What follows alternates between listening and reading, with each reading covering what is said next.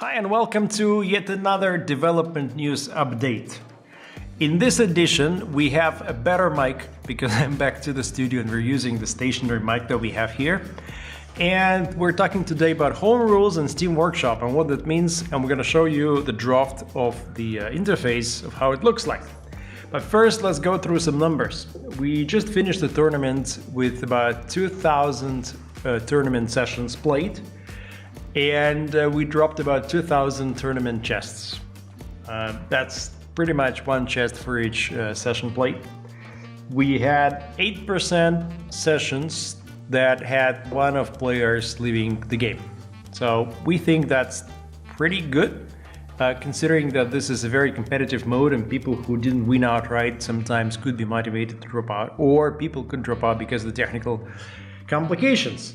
We had 850 players across two servers, and here's a bit of news. During the current ongoing autumn sale, 30% of our sales go to Asia, or come from Asia, I should say. That means that Singapore server is going to be more populated pretty soon, and we already see over 100 players there at peak times. So the tournament, the next tournament, which happens this weekend, the coming weekend, could be pretty more intense as compared to the previous times where you just go in Singapore and there was a couple players playing and you're just joining a queue.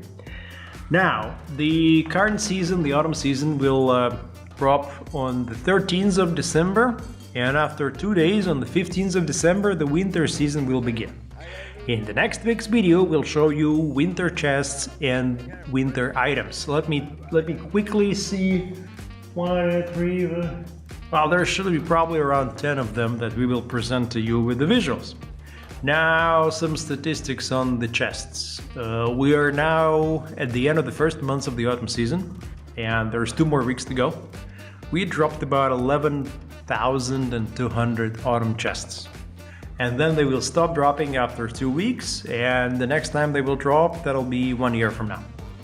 We also dropped 6,000 regular chests. So in case you're wondering about the rarity of certain items, you can always go to the community market and see how the market regulates itself. We take no part, we take no participation, we don't list any items, we don't sell, we don't buy any items. So that's really, you will see the supply and demand as it occurs among the player base.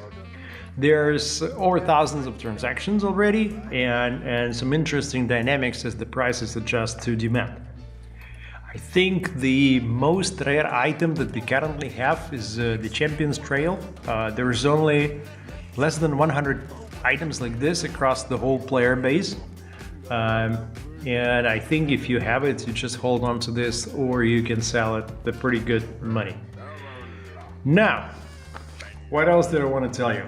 Let's talk about home rules and let's talk about Steam Workshop. What this essentially gives to you is the opportunity to create your own mods of Gremlins, share those mods with other users and have them vote, and then eventually see top 10, top 20 most voted mods for Gremlins that you would like to play.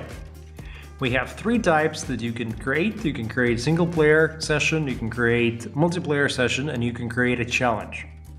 Now, I'm here with Andre, who is currently working on UI, AI, UI, Y-by. And what you can see here on the screen is a draft with 3 different sections. So here you give the name to your mod. We will delete all offensive names. Please, no violence, no hate, no obscenities. We have some young people playing the game, so if you want to make a joke, that's acceptable to different kinds of people. You can name your mods in Chinese, in English, in German, in French, in Russian. Actually, you set the language of the mod, and then we will display that language whenever someone is looking for something. Or you can do, let's say, a name in English and description in English, and then add Russian description at the end of the English description, so you can have a bilingual mod so more people can access your mod. This is what I would advise. We will award pretty good stuff to people who create the most upvoted mods. The mods that will be played the most, the mods that will we will see people coming back and playing because these are the rules that they want. Here on this mockup, you can see that you pretty much set everything you want. You can set the goal. The goal can be anything, let's say 66 score points, or I don't know, 16 minutes and 30 seconds.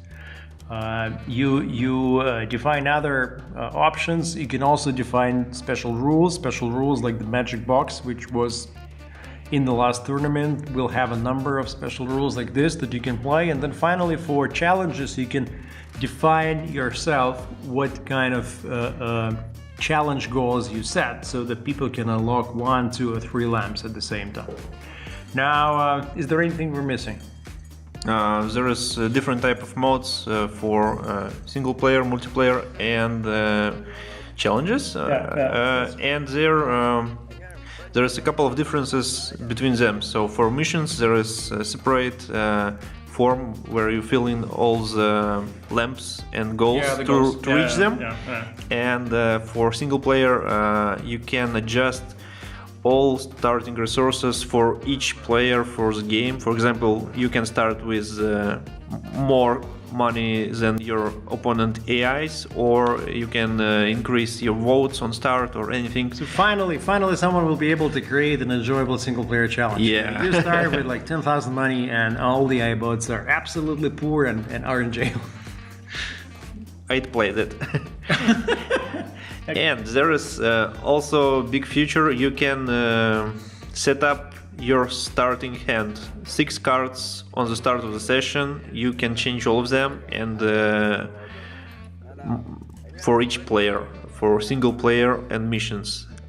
There is also permanence on the start of the game and starting location, so big variety of options to start with. I start in the treasure with like 8 permanents open, active, and I'm gonna call this the hardest challenge. And 1 stupid AI. Yeah, 1 stupid AI. Yeah. Okay, let's go to the deck. Yeah, and the deck section is available for all 3 mod types, and it's the main section on my... This is a mockup. Yeah, first of all, it's all mockup and work in progress, so if you have advices how to improve it, please write us about it. Or you can wait until the update, and then hotfix, and then hotfix, and then hotfix to the hotfix, and then you can play it, sure. Yeah, so here you can change amount of cards in the deck, and some of you will even actually discover what kind of cards are in the deck. Yeah, you will be able to easily explore all the cards and options, and also you can see all the statistics about the current deck, amount of cards, amount of secret criminal cards, permanents. So you remember those discussions where people say there's too much criminal in the game, like I don't want to have criminal cards. Sure, you just remove them all and you have a game where you cannot get arrested because you don't have criminal cards, and then you play it and then you see if it's fun or not, and if it's fun it gets voted, and then more people play it, and then eventually we'll say, hey, let's agree with top 10 mods, we'll put them in this section and we'll call it the top mods of the last season, and then we'll send a bunch of goodies to the guys who create them, and I don't know, maybe you guys with the community, with the people who play over 100 hours of this game, maybe you know the best, what kind of missions, what kind of challenges, what kind of multiplayer setup we're missing. It'll be very exciting for us to see what happens as a result of this.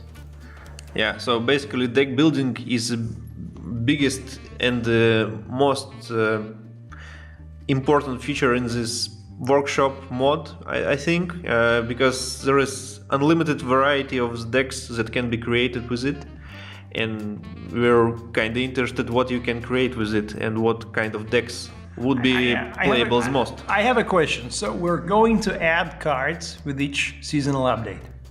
Yes. Is this going to screw up the mods? No. At the moment, I think mechanics will be like this. So you created the mod and you created your own deck.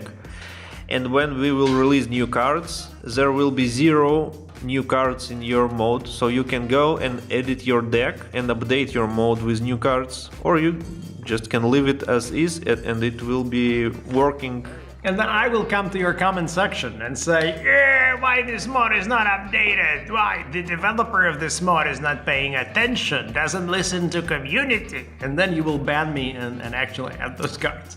In this case, this mod will be downvoted, and we have ability to show most popular and most voted mods in our interface, so it will be easier for you to find out what's popular between community, so you can choose wisely. Yeah, if like you can choose the name of your character, choose wisely. If you remember that joke back from the old RPGs, so name your mod wisely. If you name it wisely, I will upvote it for sure. Like Wisely 1, Wisely 2, and Wisely 3. That's pretty much it for today. It's already 10 minutes of plain English conversation here, and sometimes it's not that easy for us to switch between 3 different languages. Next week we're showing you the winter drops and a little bit of promotion. If you sign up to our Instagram feed, you can already see there the winter chest. You can already see there the winter background. And by the way, we're collaborating with an independent artist who's normally painting science fiction, and for the last months he's been painting the background for the winter season of Gremlins Inc.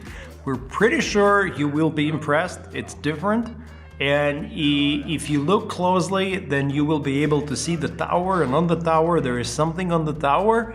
If you know what this is, let us know, because we're curious if actually people remember this feature and if people can connect this thing, because that's like a homage to the early designs of the game where we had this thing in mind but no longer have it in mind. Now, it's more or less like Easter egg for November and December. Like very, very cool riddle for like 2 people in 50,000 who know it. It's me and the designer. But yeah, anyway, if you have any questions, let us know. There's been a question about what is the probability of getting different rarity items in the chests. So just for the record, out of 100 regular chests, you're going to get about 67 common items, 25 uncommon, 7 rare, and 1 contraband. There is no illegal items yet in the regular chests. There are in different seasonal chests and tournament chests, but not in the regular chests. So that's kind of like the mechanics. So if you're thinking of getting a blueprint and producing your own chest, that with some clever price setting, I believe personally that it can be profitable, but I'm not allowed to check because I'm not allowed to screw up with the market by buying and selling, and because I have, insider knowledge. So I cannot do this. I'm not going to make $5 on this, but I already know cases where people made more selling items than they've paid for the game, which makes me very happy. Because these people got a lot of fun from the meta game, which is built on top of the game, which is built on top of the game, blah, blah, blah, blah. And the workshop thing is going to add more stuff to that. Anyway, thanks for listening and being with us today, and we'll see you next week. Bye-bye. Bye-bye.